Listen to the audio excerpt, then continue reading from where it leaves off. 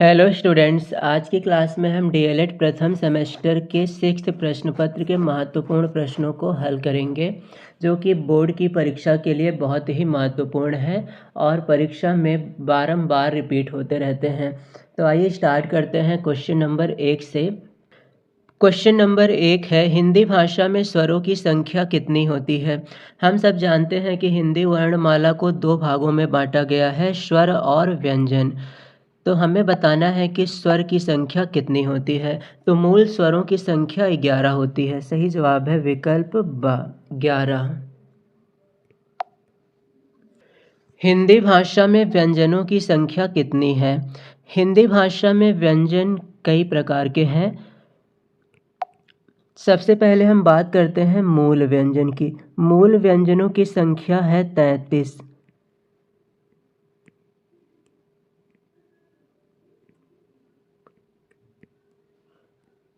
मूल व्यंजन 33 हैं। इसके बाद कुल व्यंजन,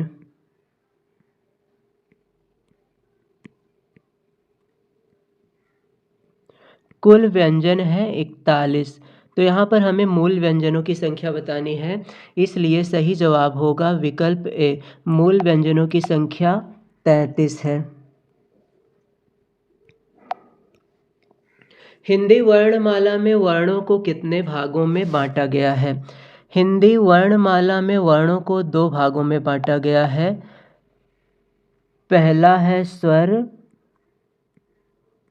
और दूसरा है व्यंजन। तो हमारा सही जवाब होगा विकल्प द। हिंदी वर्णमाला को 2 भागों में बांटा गया है। भाषा की सबसे छोटी और सबसे महत्वपूर्ण इकाई क्या है। भाषा की सबसे छोटी और सबसे महत्वपूर्ण इकाई है ध्वनि। ध्वनि से ही किसी भी व्यंजन का उच्चारण किया जाता है, तो सबसे महत्वपूर्ण होता है ध्वनि, इसीलिए हम इसे भाषा की सबसे छोटी इकाई मानते हैं। इसलिए सही जवाब है विकल्प द, ध्वनि। भाषा अभिव्यक्ति के साधन है। भाषा की अभिव्यक्ति हम बोलकर भी कर सकते हैं, सुनकर भी कर सकते हैं, लिखकर और पढ़कर कर सकते हैं, इसलिए दोनों विकल्प सही हैं। तो सही जवाब होगा विकल्प स। ये दोनों ही भाषा की अभिव्यक्ति के साधन हैं। उपकार का विलोम क्या होता है। उपकार का विलोम होता है अपकार।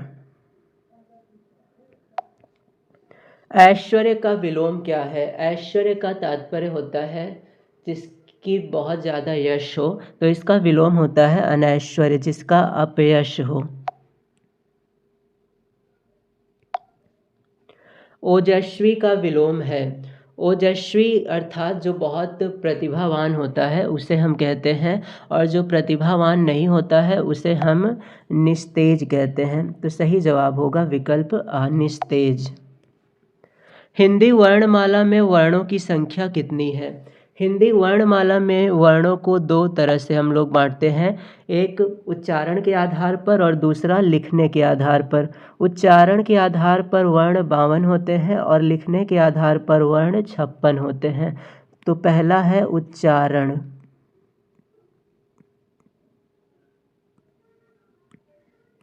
उच्चारण के आधार पर वर्ण 52 है और लेखन के आधार पर, लेखन के आधार पर 56 है। तो यहाँ पर हम उच्चारण के आधार पर बताएंगे, क्योंकि 56 ऑप्शन में नहीं है। तो सही जवाब होगा विकल्प ब। उच्चारण के आधार पर वर्णों की संख्या 52 है। इन बातों का विशेष ध्यान रखेंगे। संयुक्त व्यंजनों की संख्या कितनी है। संयुक्त व्यंजनों की संख्या 4 है, श, छ, त्र और ज्ञ। तो सही जवाब होगा विकल्प स, 4। ज्ञ को वर्णमाला में माना जाता है। इस ज्ञान को ज्ञ कर लेंगे, ज्ञान को ज्ञ कर लेते हैं। ज्ञ को वर्णमाला में किस प्रकार का व्यंजन माना जाता है। तो ज्ञ एक संयुक्त व्यंजन है, जो कि 2 व्यंजनों के मेल से बना है, इसलिए सही जवाब होगा विकल्प आ, ज्ञ एक संयुक्त व्यंजन है। करुण का विलोम क्या होता है? करुण अर्थात जो बहुत दयावान हो, और इसका विलोम हो जाएगा निष्ठुर, जिसमें बिल्कुल भी दया ना हो।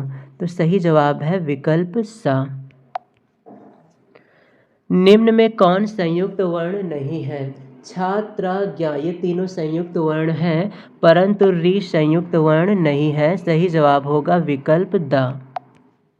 च वर्ग है, हमें बताना है कि च किस प्रकार का वर्ग है। तो च वर्ग में आते हैं च, छ, ज, झ और इया, और ये ऐसे वर्ग हैं जिनका उच्चारण स्थान तालु होता है, इसलिए च वर्ग को हम तालव्य वर्ग कहते हैं। तो सही जवाब है विकल्प अतालव्य। फ का उच्चारण स्थान है, फ का उच्चारण स्थान ओष्ठ होता है, इसलिए सही जवाब है विकल्प स, ओष्ठ।